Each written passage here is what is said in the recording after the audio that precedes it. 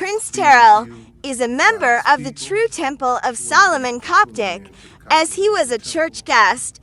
In our second generation of Coptic leadership, he even served under the third. Under our great Emperor John the Revelator, even though Terrell is very evil and wants to be someone he is not, we have accepted. And I thank God for the Coptic nation, to the family and friends who listen and truly come on this site and get a blessing.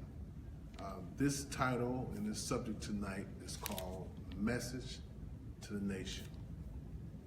And why is it a need for me to title it as well as speak on it? There comes a time in every foundation or every tradition or anything that we have dedicated our life to, we must take time out to evaluate and consider where we are, where we've been, and where we're going. And so today, God's people, it is important that we as Coptics who are here in North America and have been here some time to consider our vision, consider where we are and where we're going. And so tonight, as a priest in the Coptic tradition, some say, why would I consider this Facebook feed to address the nation? For one, as I said when I initially started my Facebook page, I said that my page will be used strictly for ministry. And I said the reason I'm on Facebook is because this is where the people are, and I must go where the people are. The scriptures say, go all ye into the land and preach the gospel, which is the good news. And wherever the people are, you must go. Whether the highways, the byways, the jails, the tough places, the most difficult places, the Congress, the government, and nations upon nations. You have to go and tell the word of I am that I am God. And many of us are willing, and I am one who's willing to go. So tonight, I just want to talk with you on a couple of subject matters that are very dear and sincere to me as a Coptic teacher. Tonight, I just want to give a disclaimer before we get started. Because oftentimes when something is said and many are not able to discern the truth of the matter, people get caught up in emotions. And they get caught up in emotions because either the truth has offended them or either they're not aware of that truth. And sometimes people just reject the truth. But tonight I don't come to upset you or even come to have you get angry. If that be your outcome of this message tonight, then so let it be. My intent is to enlighten you, to give you a thought, to give you something to consider as we move forward. It is in a crucial time and period that we're in this great Coptic journey. I've been in the Coptic tradition for many years. I was one who was reared up in this tradition. I am like a fulfillment of the vision of the great prophet. I was a child who marched in the Little People's Church and moved on up to a student, came out at the age of 12, moved up in the degrees, and became a prince, a bearer, and then was elevated even after the ascension of the prophet to a major prophet, to a minister, and then eventually a leader, and now the royal priest. So I've walked the spiritual journey in this tradition. My record speaks for itself. I am duly qualified and I'm duly set aside to speak in behalf of the nation. So therefore, this is out of love and out of wisdom, the things I'm going to touch on tonight. And I pray that you open up your spiritual ear and your heart to hear what the Spirit is saying. Someone has to take a stance. Someone has to be able to hold steadfast in the mind against all odds and difficulties and those things that seem to be pressing against us. And so today, God's people, as I said earlier, some say, why in this format? And so again, why not do it in a private manner? Well, you know, to try to go to each church and try to go to each brother to call, to sup, or break bread, and try to convince each individual of the things I'm going to say will be kind of most tasking and difficult, because some would allow me the ear to listen, some won't, and some just don't care. So I will put it in this format because we are in the public. Many things that I see are done on Facebook. Facebook is done in the public setting. So therefore, we're going to address it in the public setting. If you are bold enough to put it out there and bold enough to do some of the things that I have seen, then we are bold enough to correct you in the same format. So today, I have 4 major topics that I'm going to speak on, and I have 7.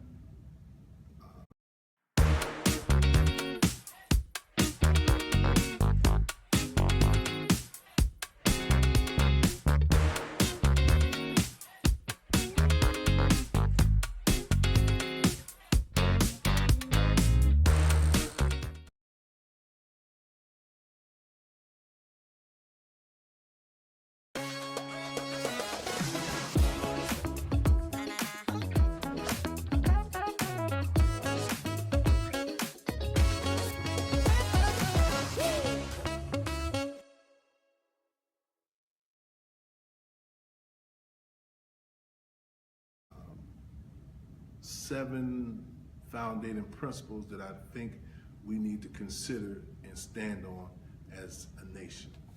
Well, let's just do a brief history, just brief.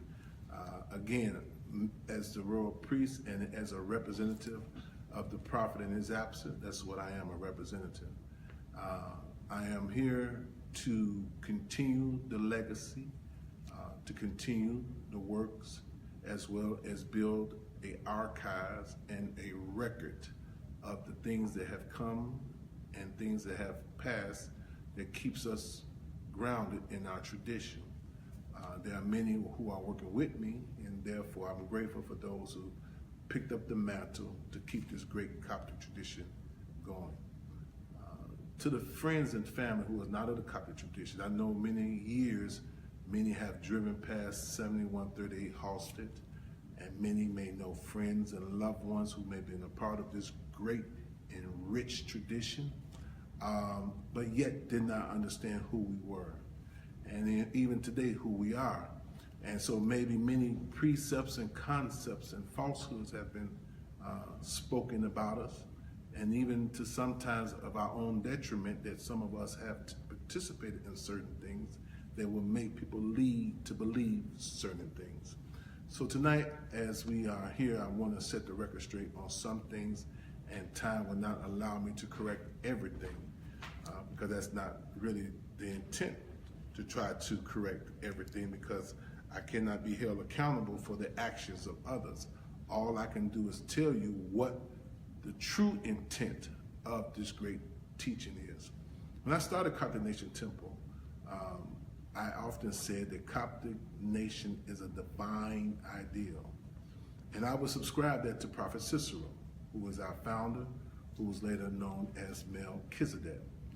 This that I just spoke on comes from the oral tradition that I received, not of my own doing, but by my teacher, who is Mother Ambassador Rebecca, or Imperial Queen Rebecca, who was his last student of Melchizedek.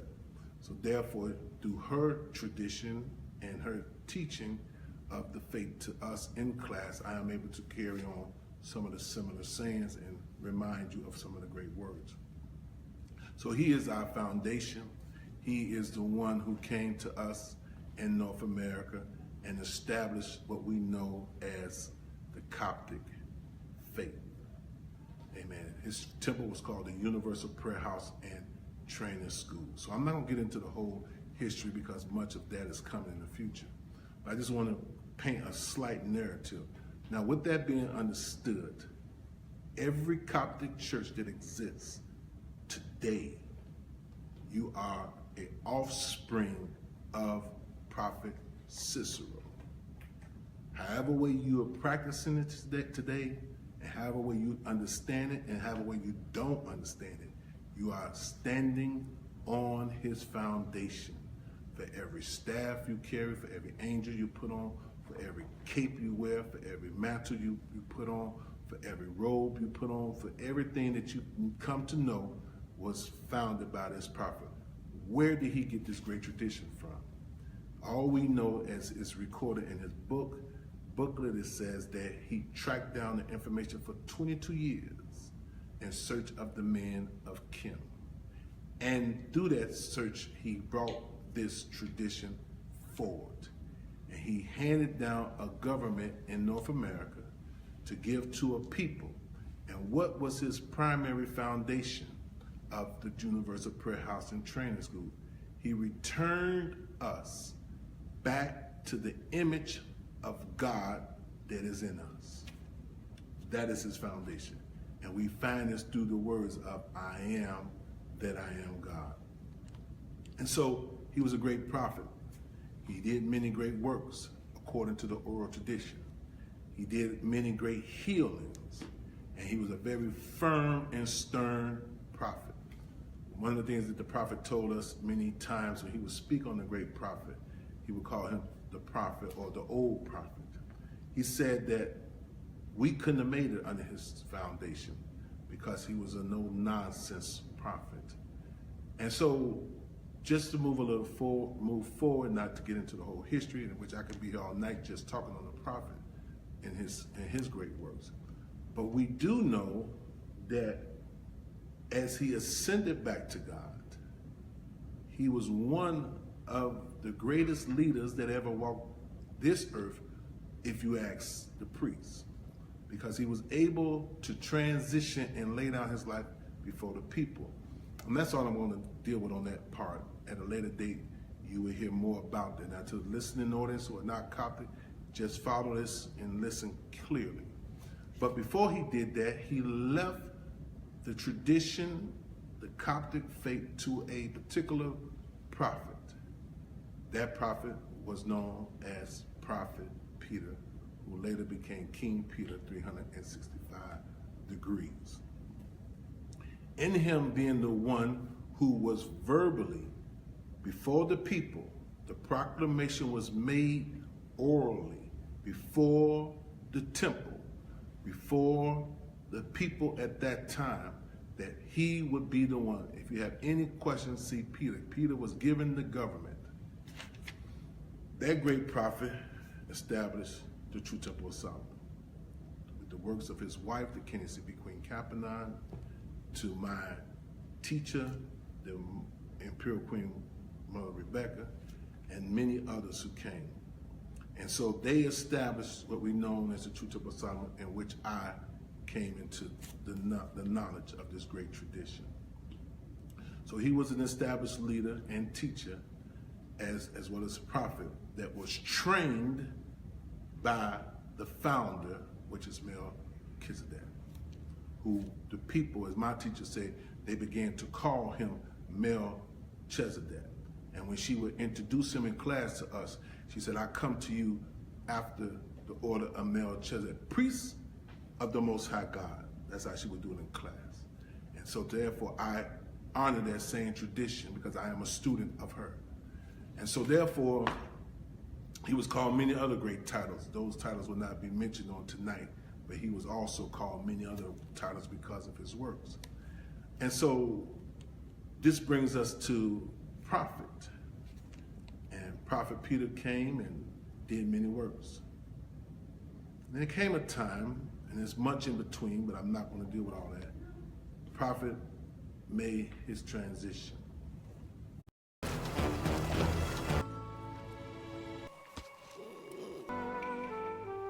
Cyber attacks on businesses are on the rise. Cyber criminals are using AI to accelerate and create even more. And what I'm about to say, this is out of love and out of wisdom.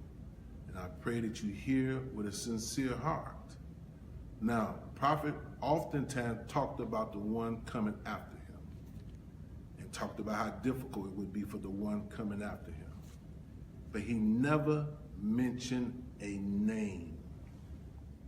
There was never a name mentioned of who shall be after him. He will always talk in reference there will be one coming. And so because he talked about it, we knew that someone was coming, but we didn't know who. And so therefore, when prophet transitioned, prophet did not hear me clear. Hear me clear. Prophet did not get up in the true temple of Solomon in no time ever and stand a prophet up, a minister up at that time, a prince up at that time, a child up at that time, and said he will be the leader after my absence. Now, to respond to them who have variations of this, they said that the prophet had told them this in private or told them this in many different settings, or someone overheard the prophet tell them that. I don't know if that was said or not, because I only can go on what was said in the public setting. If you ask any of us around who were there, no one can ever bear record or witness that Prophet Peter stood a man up in the middle of the temple, in the middle of the nation, and called the name and said, you are the one that will carry this tradition go forward. He said, before I put it in the wrong hands, he said, I will go to glory and reveal it back to you at a later date. That was the words. So now, that brings us to where we are today. Prophet transitioned and left us in 1989. And I found it difficult at that time because I knew, prophet to me was like a father. And just like we have our natural mother and fathers who we love dearly, and we never envision them leaving us. We always want to see them as they grow, and as we grow older, we want the years and the memories to carry us on. But as a child, perspective looking at the prophet, because again, I grew up under him, I didn't ever see the prophet as leaving us. I just didn't. I mean, you can say I was naive or unrealistically thinking, but as we know, the prophet could have still been here even to this day. There's going to come a time where the prophet would eventually not be able to be here, because the older I get, the prophet would have to live to be 100 or something. If I live to be 70, close to 80, or even into my hundreds, the prophet would have to be in his hundreds. So we knew that as time go on, he would eventually transition. But the prophet still had time that he could have been here with us because of the age of the transition. So by him transitioning, many was left in the valley of decisions. And so many of us, I personally stayed at the temple. And I said that I would stay to continue the works of the prophet. That was my vision at the time. That was the vision of some of the other Prince brothers and some other prophets as well, and many others decided to stay for the vision. And I told my teacher, Mother Rebecca, at the time, I said, I am not looking for another leader. And this is, as a young prince, I had this much understanding. I said, I am not looking for another leader. And I would say to you, those who had came up from under Prophet Peter, here's the wisdom you should have applied to your life at that time. And I know you may have been in disarray, and you may have been emotionally hurt, and you may not know, you may not even have an idea of how to go forth, because it was a great loss. This is true. But after all that took place, you had to sink to a place or go into a place within yourself and find out what you must do to go forward. So I told my teacher, I said, I'm willing to work with a leader as my brother. So here was the wisdom that should have been applied. As all of us who came from under the prophet, let's look at it like this so you can follow me, listen with a spiritual ear. If prophet was our spiritual father and we all his spiritual children, it's just like it naturally so. When your parents transition, you have siblings. You may have an older brother or may have a sibling who is remind you just like dad, or sister remind you of mom. But even though they may have the attributes and some of the characteristics, they're not mom. You don't call your brother mom. a daddy, or you don't call your sister mama. You honor them for the likeness of mama, the wisdom of mama, but they're still your brother. So instead of us start going to this, who is the leader and who's this and who's that, you should have said, I'm willing to work with a righteous brother to keep the vision going, whoever that may be. So that could have been the outcome of many of us, but many of us got into this disarray, and people started going against one another, saying, I'm the one, no, I'm the one. And it became a thing about who was the leader. And because of that history of our tradition, many of us have been going through great trials and tribulations, because it caused a lot of pain to some, caused a lot of family division, caused a lot to not respect brothers for their call that they believe God had put upon their life. Here's a great wisdom I learned out of this from the prophet. Because he left the door open, watch this, because he left the door open, he gave every leader an equal opportunity. So if a leader felt in his spirit, I am the one to carry it on, and another prophet said, I am the one to carry it on, or God is talking to me, or I am speaking in my spirit, or I got the keys to the kingdom, or I know how to do this, or I know I'm capable of doing that. Well, the door is open, and now your works will speak for itself. Jesus said we would know a tree by the fruit it bears. So no one has to ask the question, are you the one to carry it on, or the one to participate in this great tradition? Because the works will be the evidence of what you do. And that way, either you stand or fall is based on your works of your own hand. And so that's where we are. So that's just a little history. And so today we have several Coptic churches that exist. And we do not have a unified understanding of the tradition. Why? Because, as I said earlier, after prophet being the singular leader at that time, now let me remind you, let me go back just a little bit. When prophet was called to be the leader, there were people of Prophet Cicero's time did not accept prophet. So there were many who went out just the same and said, I'm going to build. But the record shows, history shows, that prophet built the biggest Coptic church outside of Melchizedek and still have has the most churches birthed from his ministry than any other Coptic brother who was in the days of Prophet Cicero. So we know he is the one. There is no doubt that he was the one. So now, we are the offsprings of Prophet Peter. So I have no issue or no conflict with any brother who decides to stand and do this work. But I have to ask a question. If you are called to do this work, in what way and how are you going to represent this work? Because in dealing with God's people, you have to be mindful of your actions. Because we going into the world and asking people to come, see, come here, and come learn. You are the manifestation of the thing that you teach. So we can no longer say what prophet did, because he has done his work. I am a product of him. So when people see me, they either see me as the manifestation of the thing that I teach, which gives him his credibility, which gives Prophet Cicero his credibility. But if I do not represent the foundation as it was taught, and I represent any other thing other than that, then that is what the people see, and that's what the people call Coptic, and that's what the people destroy or condemn based upon these actions. So my first thing I want to say, so that's just a little history part. The 4 topics I want to touch on, and then we're going to get to the 7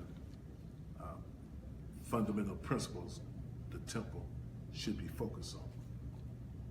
First, I want to thank God for all the members in the days of Prophet Cicero, for their sacrifice, their dedication, those who came in and was righteous in the faith tradition.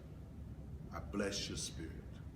I thank those in the days of Prophet Peter who came in saw the vision, and was righteous and did those. I want to speak to the righteous members, those who came in and saw the great Coptic faith for what it really is. I bless you today. I want to thank those who have transitioned and have gone on and no longer with us. I want to thank those for the sacrifice and their service, because without them, we stand on great giants. You know, this is great. We call this Black History Month. This is a little Black history. These were people who came in of great faith, and they were strong in their own area, and they helped maintain to build this great tradition that you and I are standing on today. We're standing on giants. We're standing on those who paved the way for us to be here, and I will not apologize. I will not disrespect this tradition, and I will not let nobody come in and disrespect this tradition. And those who are still present among us, you will not be allowed to disrespect this tradition, because too much has been done for us to be here. So we just want to thank those. That's one of the first things I want to do. Thank those, my mother and many others, and I can go on. All the great soldiers, for I am that I am God. We bless your name, and you will live on and never die. The next thing I want to talk about is our identity.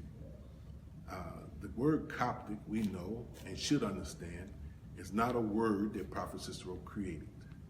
It's not a tradition he established. He, as a seeker and a teacher, searched out